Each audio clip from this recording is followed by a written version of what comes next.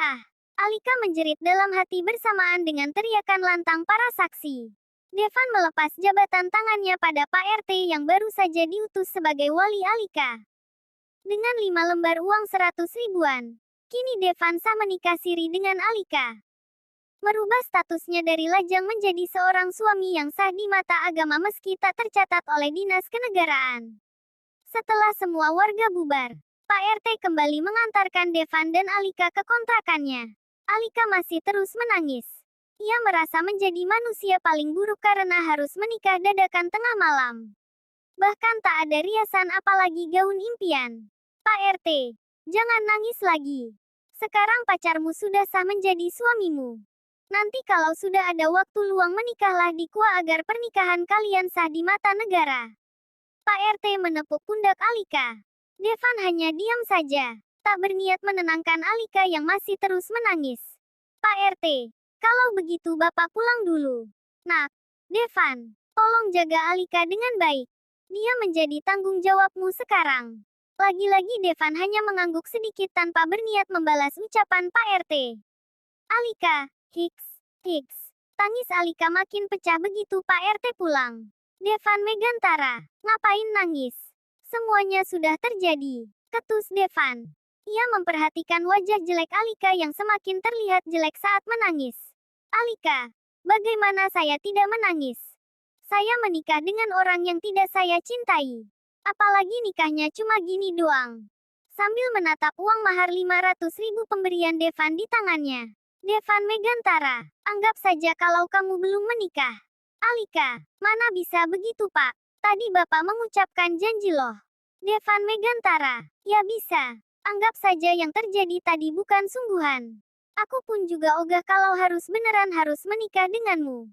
Kata Devan sarkasme. Alika, terus sekarang kita mau ngapain? Pak Ustadz nyuruh kita tinggal bersama.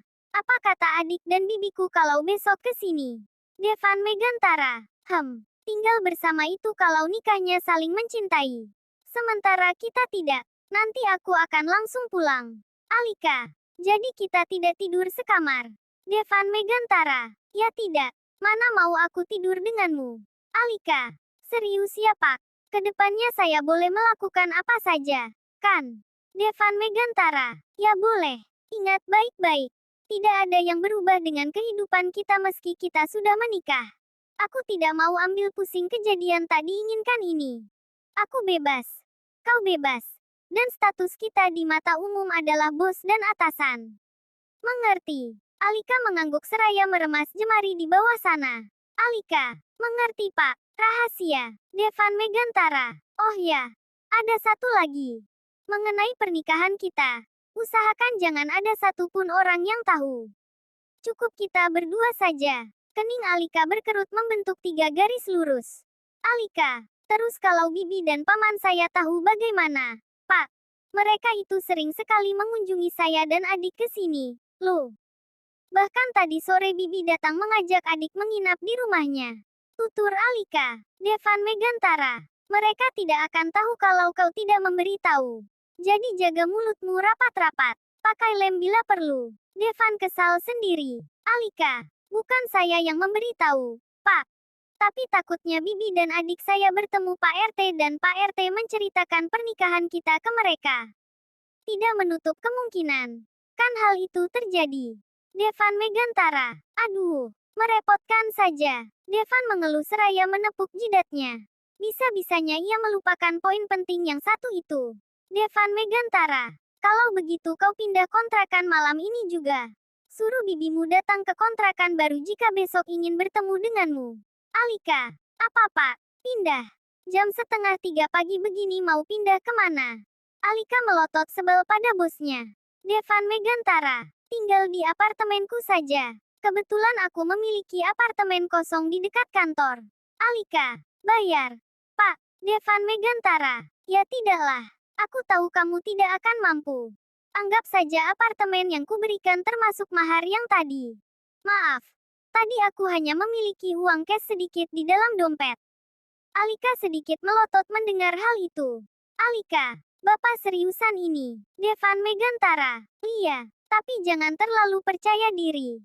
Semua ini kulakukan untuk harga diriku sebagai seorang pria. Meskipun tidak cinta, aku masih mau menghargaimu sedikit. Devan segera menarik batasan begitu melihat Alika tersenyum seperti orang kegeeran. Alika, terima kasih Pak. Terima kasih banyak. Devan Megantara, cepat bereskan barang-barangmu. Kita ke apartemen sekarang. Terlalu mewah. Dengan menenteng dua tas besar miliknya dan milik sang adik, Alika berjalan melewati lorong apartemen yang tampak mewah sekali dipandang dari luar. Alika sudah bisa membayangkan akan semegah apa ruangan apartemen di dalamnya nanti. Devan Megantara, masuk. Devan membuka pintu apartemen menggunakan sandi. Alika malah diam mematung. Devan Megantara, ayo masuk. Kata sandinya adalah bintang 10 kali.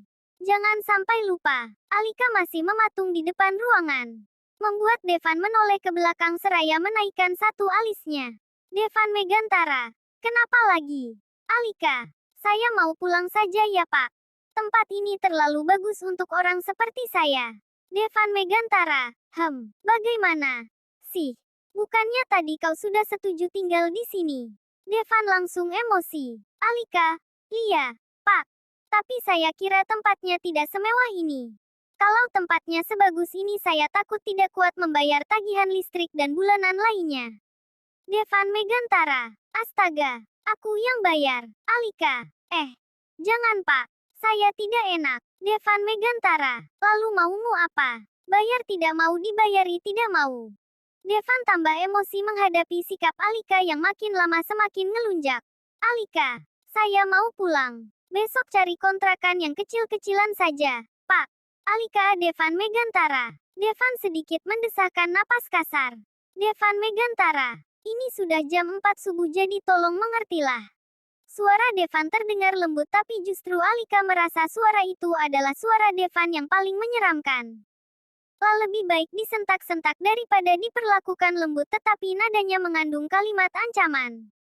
Alika, maaf Pak. Alika menunduk takut. Devan menarik tangan Alika agar segera masuk. Devan Megantara, apa yang sebenarnya kamu pikirkan? Alika, saya takut. Devan Megantara, takut kenapa? Pintu apartemen sudah tertutup. Alika, saya takut bibi saya mengira kalau saya seorang simpanan pejabat jika tinggal di tempat ini. Soalnya dia tahu saya miskin. Devan Megantara, hahaha. Devan terbahak keras di jam 4 pagi. Ia heran kenapa orang jelek seperti Alika memiliki kepercayaan diri yang sangat tinggi seolah dirinya memiliki kecantikan paripurna. Devan Megantara, jadi itu masalahmu. Pejabat bodoh mana yang mau menjadikanmu seorang simpanan? Apa selama ini kau tidak memiliki kaca? Alika meringis geli, lalu lupa bahwa dirinya sedang berdandan jelek sekarang. Alika, maaf Pak,